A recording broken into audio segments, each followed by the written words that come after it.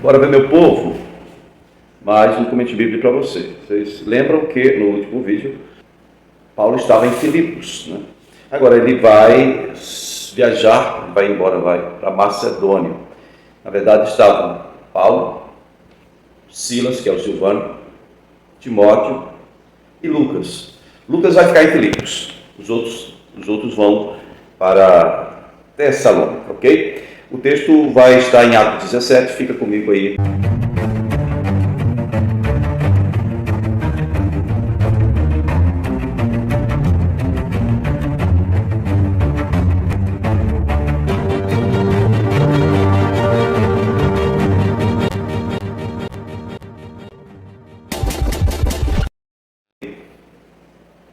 Bom, queridos, então, como eu havia dito, Atos capítulo 17, logo no versículo 1 diz assim: tendo passado por Anfípolis e Apolônia, chegaram a Tessalônica, onde havia uma sinagoga judaica. Segundo o seu costume, Paulo foi à sinagoga e por 3 sábados discutiu com eles com base nas Escrituras, no caso do Velho Testamento, explicando e provando que o Cristo devia sofrer e ressuscitar dentre os mortos. E dizia: esse Jesus que eu lhes proclamo é o Cristo, o Machia, né? Alguns dos judeus foram persuadidos a se unirem a Paulo e Silas, bem como muitos gregos tementes a Deus, e não poucas mulheres de alta posição. Mas os judeus ficaram com inveja, reuniram alguns homens perversos dentre os desocupados e com a multidão, começaram um tumulto na cidade. Invadiram a casa de Jason em busca de Paulo e Silas, a fim de trazê-los para o meio da multidão. Bom, vamos fazer aqui um comentário rápido desses primeiros 5 versículos. Então, Lucas ficou em Filipos, e Tessalônica é uma das cidades mais ricas e influentes da Macedônia. A primeira cidade que Paulo visitou, no caso da Macedônia, é Tessalônica, certo?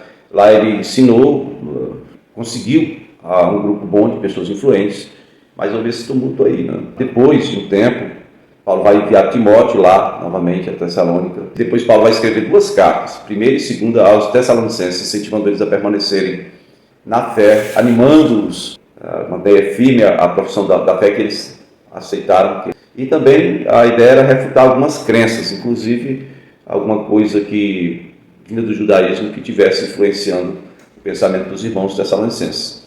Nós vamos ver nessa história de hoje que eles vão ter que fugir daqui para Bereia. Mas é sempre assim essa história. Quando Jesus disse assim, que se estivesse anunciando o evangelho numa cidade e fosse perseguido, fugisse para outra, né? Certo? E também quando não aceitassem a palavra do evangelho, que sacudisse o pó das sandálias. Paulo está seguindo tudo do jeitinho que Jesus ordenou. E tem a sinagoga, gente. A sinagoga é um local onde os judeus se reúnem, tendo ali no mínimo 10 judeus, homens, varões. Eles se reúnem para compartilhar a palavra, e judeus lá, eu vou falando aqui geral, né? Prosélitos, que são convertidos, e judeus de nascimento. E também outras pessoas que não são da religião judaica podem vir, ficam à parte, ficam ouvindo ali a exposição da lei, né? A Torá, que é a lei do Moshe. No versículo 3, diz que Paulo falou nessa sinagoga durante 3 sábados, certo? Ele explicou que esse Jesus era o Cristo. O Cristo é a tradução da palavra Messias. Messias aparece no Velho Testamento e Cristo no Novo.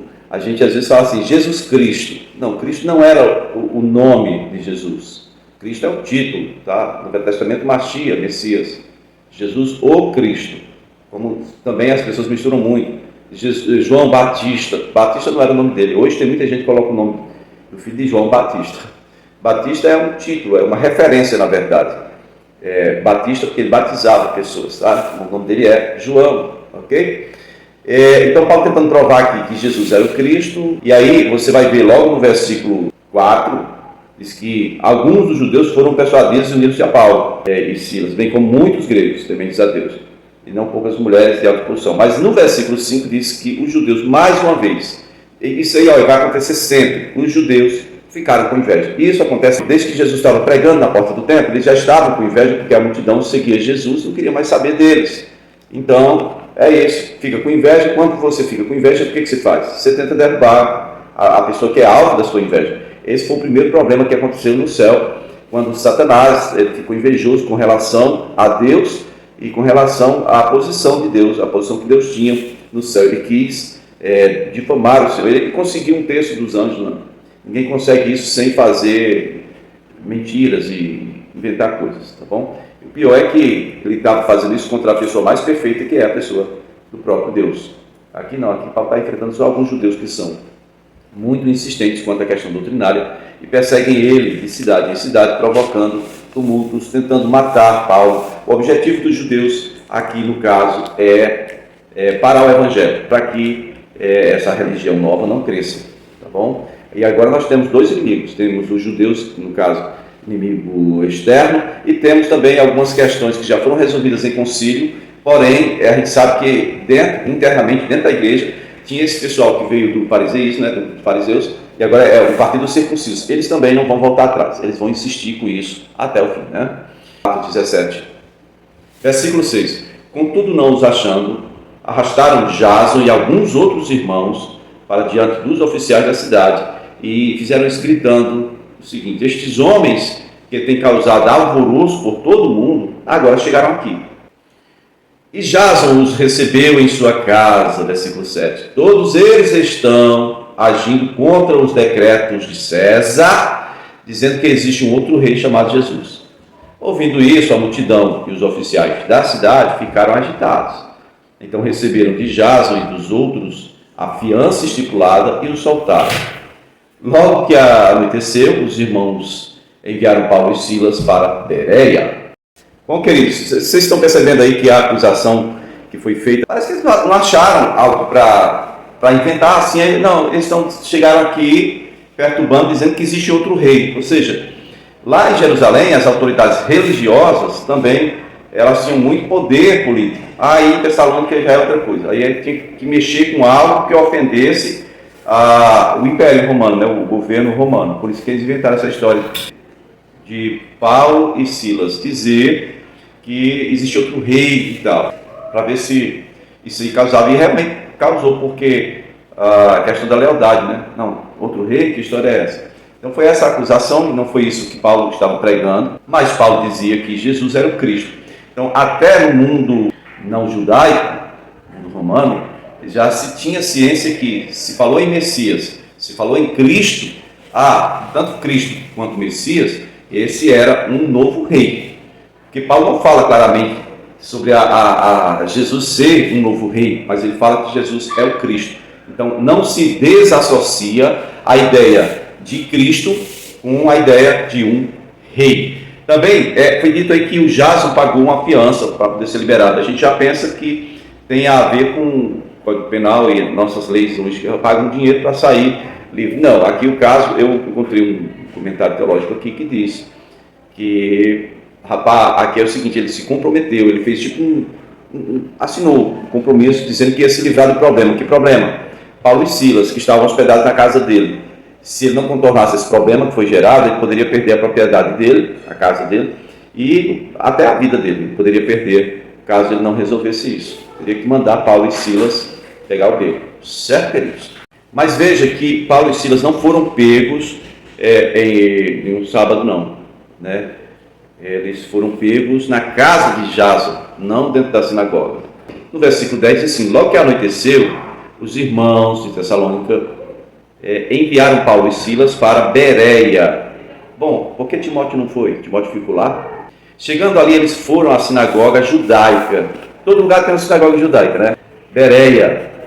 Os bereanos eram mais nobres do que os tessalonicenses, pois receberam a mensagem com grande interesse, examinando todos os dias as Escrituras para ver se tudo era assim mesmo. E creram muitos entre os judeus, bem como os dentre os gregos, um bom número de mulheres que é levado à posição e não poucos homens. No versículo 3 diz assim: quando os judeus de Tessalônica ficaram sabendo que Paulo estava pregando a palavra em Bereia, é sempre assim, viu? É sempre assim. Eles descobrem para onde Paulo fugiu, para ir atrás e causar problema, tumulto. A ideia é: vamos matar Paulo, vamos parar o evangelho, vamos parar esse negócio dessa nova doutrina aí.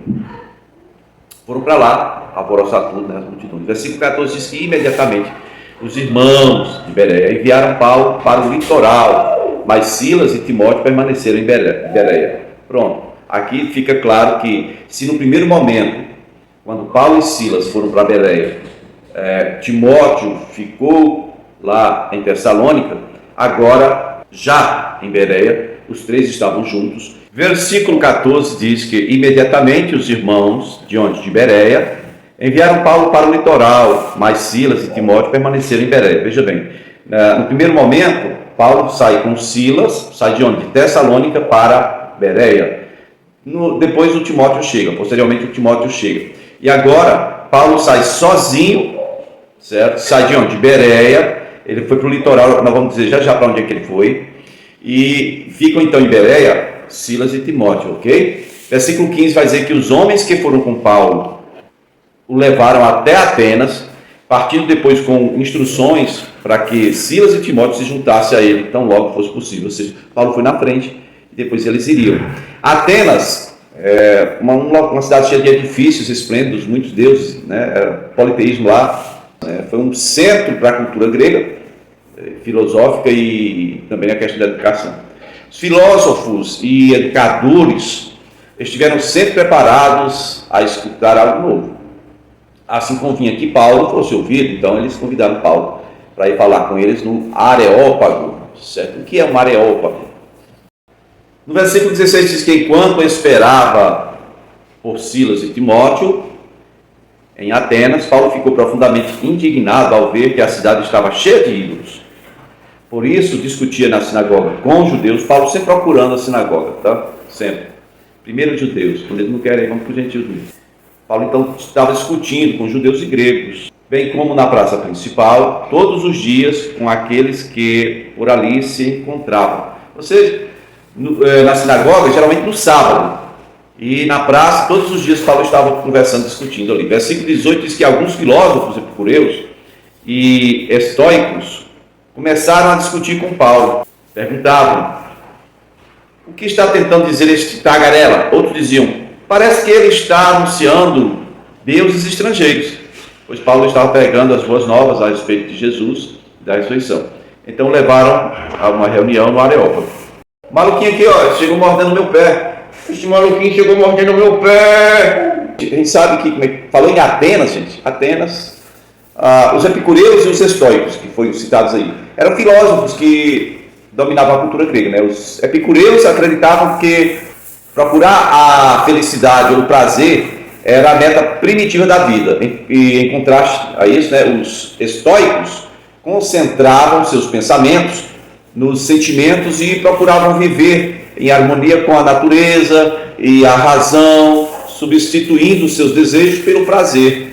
Segundo nosso irmão Google aqui, Areópago era a parte noroeste da Acrópole em Atenas e também o nome do próprio conselho que ali se reunia. Além do Supremo Tribunal, o conselho também cuidou de assuntos como educação, ciências por algum tempo. Na reunião do Areópago, né, do conselho, eles perguntam a Paulo assim: olha, podemos saber que novo ensino é esse? Você está ensinando por aí? Você está nos apresentando algumas ideias estranhas e queremos saber o que elas significam. Todos os atenienses e estrangeiros que ali viviam não se preocupavam com outra coisa, senão falar ou ouvir as últimas novidades. Aí então Paulo levantou-se na reunião do Areópago e disse: atenienses, aqui começa o discurso de Paulo. E antes de começar aqui o discurso de Paulo, queria só mencionar que Paulo está bem preparado para defender suas ideias. Ele é de Tarso, e em Tarso tinha lá um centro educacional, ele tinha muita instrução, foi educado aos pés de Gamaliel, né? Tinha conhecimento suficiente para apresentar tudo com muita clareza. Paulo conhecia bem as Escrituras, no caso do Velho Testamento, pelas profecias ele podia pregar aquilo que ele tinha ouvido do Senhor e dos irmãos da igreja em Antioquia, né? No próximo vídeo a gente dá continuidade aqui, a partir do discurso de Paulo.